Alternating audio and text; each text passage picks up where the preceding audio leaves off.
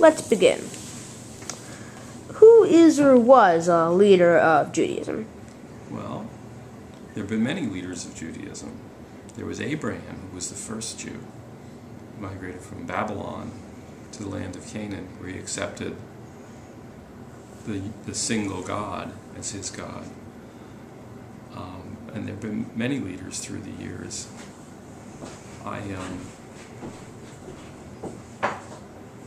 think to me, the most important leaders of the Jewish religion are the great Jewish thinkers, like Moses Maimonides or Martin Buber. But there have been great Jewish political leaders, like Benjamin Disraeli, Chaim Weizmann, David Ben-Gurion, great Jewish thinkers, great Jewish artists, philosophers. It's a great religion. Scientists, Albert Einstein. What are the basic beliefs or teachings of Judaism? Judaism is an ethical monotheism. So it teaches that there is a single God who commands us to live in the world according to moral principles, to follow his laws, and to treat our fellow human beings with respect and kindness. Where do most of the followers live, and how large is this religion? I believe there are about 12 million Jews. About half of them live in the land of Israel.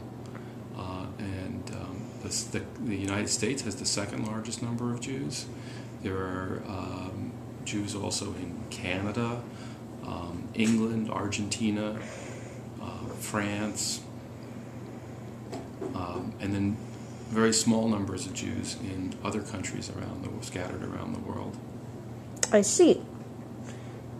Where did that religion begin and when? Well, the religion originated in the Middle East sometime in the second millennium BC.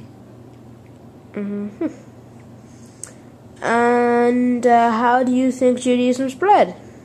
I think Judaism spread through the migration of the Jewish people from their original home in the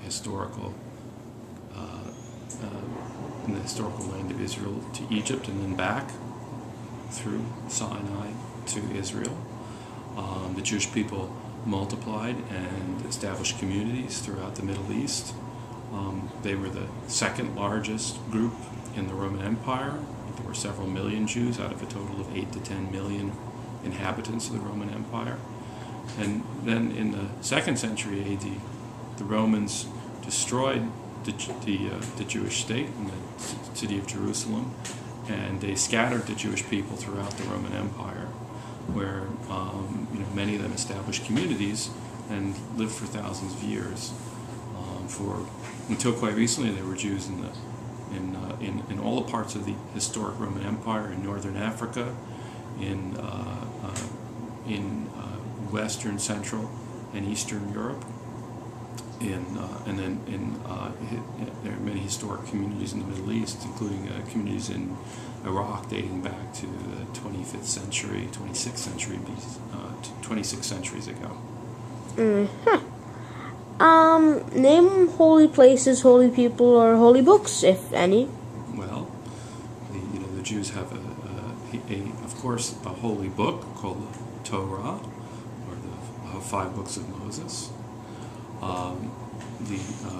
And they venerate certain historic sites as holy to them, including the Temple Mount in Jerusalem, which was the site of the first and second temples in ancient times.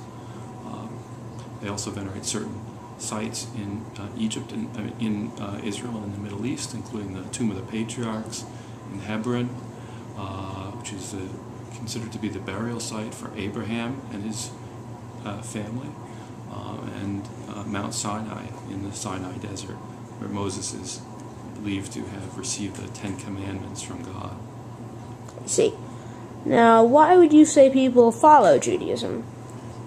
People follow Judaism because it's a beautiful religion, because it teaches us to live according to moral principles, and treat our fellow human beings with respect and kindness.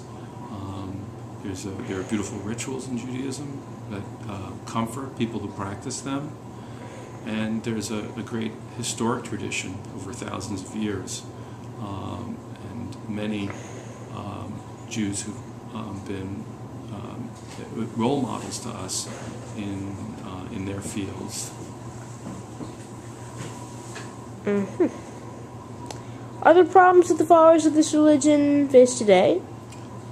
Well, Jews have always been a minority people since the time of the destruction of Jerusalem and the first diaspora in the 2nd century AD. Jews have lived as a minority people in other people's countries. They have beliefs and practices that are different from the communities in which they live, and as a result they've always been the subject of suspicion and prejudice. And that even though the prejudice against the Jews is considered by many people to be unacceptable, it still continues to the present day. And there's particularly strong prejudice against the Jews in the Arab communities of the Middle East and North Africa, where the crudest forms of anti-Jewish prejudice are considered respectable. The small numbers of Jews who still live in the Arab world face day-to-day prejudice and restrictions on their religious practices and their day-to-day lives. In much of the rest of the world, Jews still face social prejudice as minority people in countries where the vast majority of people practice different religions than they do. I see. And lastly, how would you say Judaism has shaped or influenced the development of a region or nation? Well, Judaism was the predecessor to two other great monotheistic religions in history. It gave birth to both Christianity and to Islam. Both religions recognized the Jewish patriarchs as their patriarchs and they recognize the Jewish holy books as holy books. They've adapted them to their own purposes. They believe that there were later revelations, but they still recognize Judaism as their their parent religion. So through Christianity and through Islam, Judaism has had tremendous influence on the world. Jews over the centuries have been great thinkers, great scientists, great artists, great leaders of people, and have had tremendous influence on the world.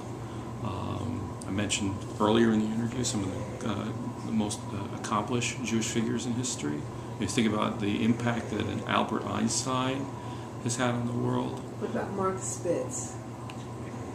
Mark Spitz, great Olympic swimmer. We'll delete that part of the interview because it's not serious. I'm sorry. Okay. All right. Well, thank you for your time.